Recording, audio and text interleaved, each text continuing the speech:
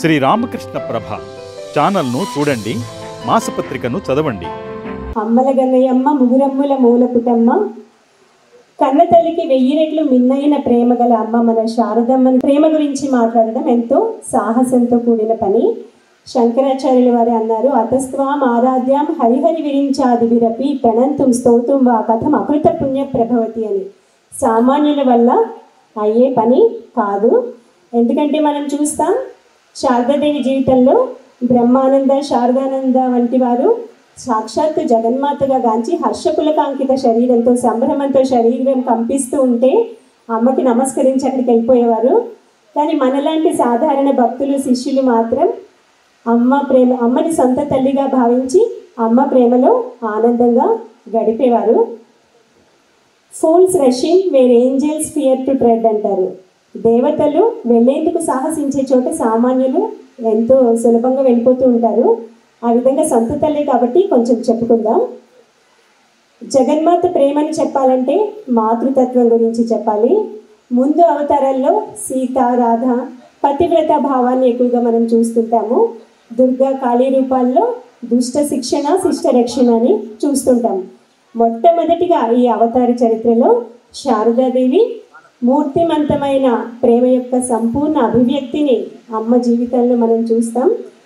భగవంతుని పొందేందుకు సఖ్యభావం, దాస్యభావం, మధురభావం ఇలా ఎన్నో భావాల్లో మన సాధకులు సాధన చేసి ఉన్నారు. మొట్టమొదటిగా శారదా రామకృష్ణులు మాతృభావంలో సాధనని ఈ కలియుగానికి మనకందరికీ వీలుగా ఉండేందుకు నేర్పించారు. సృష్టిలో మధురమైనది తల్లి ప్రేమ. అతి దగ్గర బాంధవ్యం మనందరిది కూడా తల్లితోనే. బిడ్డ ఆనందంతో కేరింతలు కొట్టేది తల్లి ఒడిలోనే. మనసులో ఏ విషయమైనా చెప్పుకోగలిగినది ఒక్క తల్లితోనే. దుఃఖ కష్టాల్లో మనకి ఓదార్పు లభించేది ఒక్క తల్లి వద్దే. తీయని పలకరింపు ఇచ్చేది తల్లి మాత్రమే. మన విజయాల్లో ఎక్కువ ఆనందం పొందేది తల్లి మాత్రమే. తల్లి ఒకటి వేసిన బిడ్డ ఏం చేస్తుంది? తల్లి కాళ్ళని చుట్టుకొని ఏడుస్తుంది. లోపాలను కూడా ప్రేమించేది తల్లి. అందుకే శ్రీరామకృష్ణులు అన్నారు, ఒక పని మనిషి బిడ్డ కూడా యజమాని బిడ్డతో గొడవ పడ్డప్పుడు ఏం చేసింది? నేను వెళ్ళి మా అమ్మకి చెబుతా అంటుంది. ఆ బిడ్డకి అమ్మ ఎంతో గొప్ప. అటువంటిది కన్న తల్లి ప్రేమ మనందరికీ రుచి తెలుసు. అయితే అది కన్న పిల్లలకు పరిమితమై ఉంటుంది.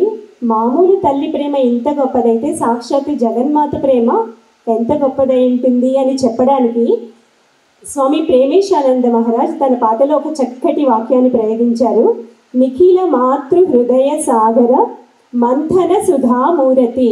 ఈ ప్రపంచంలో ఉన్న తల్లులందరి హృదయాలని ఒక సాగరంగా చేద్దాం. ఆ సాగరాన్ని మంథనం చేస్తే అమృత భాండం వస్తుంది కదా. ఆ అమృత భాండమే శారదాదేవి ప్రేమ అని చెప్పి ప్రేమేశానంద మహారాజు తన గీతంలో రాశారు. అందుకే మన మాటల్లో చెప్పుకోవడం కష్టం, అటువంటి వారి మాటల్లో చెప్పుకుంటే మనకి సులభం అవుతుంది. అమ్మ ప్రేమలో ప్రత్యేకతలు ఏంటంటే అందరికీ అమ్మ. ఇప్పుడు మామూలుగా కన్న బిడ్డలు తల్లి అని పిలుస్తారు. మరి అమ్మకి ఎవరు పుట్టారు తల్లి అని పిలవడానికి? అమ్మ అన్నారు, నన్ను అమ్మ అని పిలిచిన అందరికీ నేను తల్లిని అని ఒక మాటలో చెప్పారు.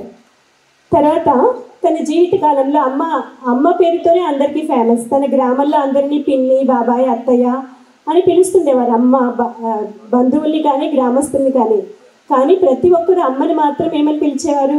అమ్మ అని పిలిచారు. అమ్మ ఈవెన్ మేనకోడళ్ళు నళిని, రాదు వాళ్ళ పిల్లలు తర్వాత అందరూ కూడా అమ్మని అమ్మ అన్న పేరుతోనే పిలిచేవారు. చివరికి వాకిట్లోని ఆవుకి కష్టం వచ్చినా అంబ అని శారదమ్మని పిలిచేది.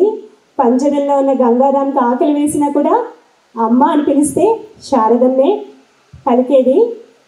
చివరికి శ్రీరామకృష్ణులు కూడా అమ్మ అనే ఆయన ఏమని పిలిచారో తెలియదు, కానీ ఆయన లోపల భావం మాత్రం అమ్మ అని మాత్రమే ఉండింది. లోపల అమ్మ అన్న బయటికి శారదాన్ని బహుశా పిలిచి ఉండొచ్చు. ఒకసారి శ్రీరామకృష్ణుల స్నేహితుడు గణేష్ ఘోషాల్ అనే ఆయన అమ్మ దగ్గరికి వస్తే రామకృష్ణుల వయస్కుడు కాబట్టి నమస్కరించబోయారంట. ఆయన అన్నారు, అమ్మ అయ్యో పొరపాటును కూడా ఇలా చేయకండి, మీరు నా తల్లి, నేను మీకు నమస్కరించాలి అని ఆ పెద్ద ఆయన అమ్మకి నమస్కరించారట. అమ్మ ఇంటికి పోలీస్ ఆఫీసర్ వస్తుండేవారు. ఆ కాలంలో స్వాతంత్ర్య సమరయోధుల మీద నిఘా ఉండేది. ఆ పోలీస్ ఆఫీసర్ కూడా అమ్మని అమ్మ అనే పిలిచేవారు. అమ్మ మీకు ఏమైనా భయం వేస్తుందమ్మా అంటే అవును నాయన అంటే మీకు ఏం భయం వద్దమ్మా అని ఆయన మీ ఇంటి మీద ఆ నిఘాని నేను తీసివేస్తాను, మేము బయట నుంచి చూసుకుంటామని చెప్పారు. అందుకే అమ్మ ఇంట్లో ఎవరికి స్పెషల్ దర్శనం ఉండదు, సర్వదర్శనం దివ్య దర్శనం అందరికీ. అలాగే అమ్మ ప్రేమలో ఎక్కడ హెచ్చు తగ్గులు ఉండవు, ఎవరికి విశేషాధికారాలు ఎవరికి ఉండవు. అందుకే మాతృస్వామ్యం అంటారు. ఎప్పుడు కూడా మన ప్రపంచంలో మాతృస్వామ్యంలో అందరికీ సమాన అధికారాలు ఉంటాయంట. పితృస్వామ్యం కంటే మాతృస్వామ్యం గొప్పదని చెప్పారు. అమ్మ ఎవరిని తిరస్కరించలేదు. తన తల్లి శ్యామసుందరి బాధపడింది, కన్న పిల్లలు ఎవరు ఉండరా నా శారదకి అంటే గురు మహారాజ్ ఏమన్నారు, తర్వాత కాలంలో ఆమె చెవులు నొప్పులు పుట్టేటంత మంది పిల్లలు వస్తారమ్మా, అత్త బాధపడద్దు అన్నారు. కానీ విశేషం ఏమంటే అమ్మకి ఎప్పుడు చెవులు నొప్పి పుట్టలేదు.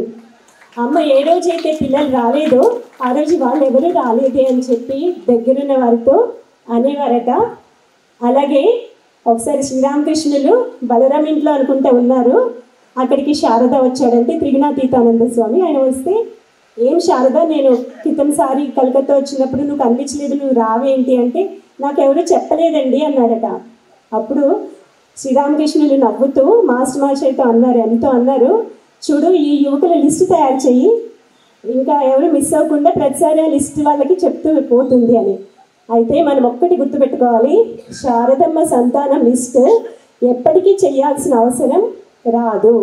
ఎందుకంటే అమ్మ సంతానంలో ఎవరికి మినహాయింపు అన్నది లేదు. సురబాల పిచ్చి మరదలు ఒకసారి కోపంలో సర్వనాశిని అనేస్తుంది. అంటే అమ్మ అంటారు, అమ్మ ఈ మాట మాత్రం అనుకు, ఏమన్నా నన్ను తిట్టు, ఎందుకంటే జగత్తు నిండా నా బిడ్డలు ఉన్నారు, వారెవ్వరికీ కూడా అమంగళం అన్నది కలగకూడదు అని అమ్మ అంటారు.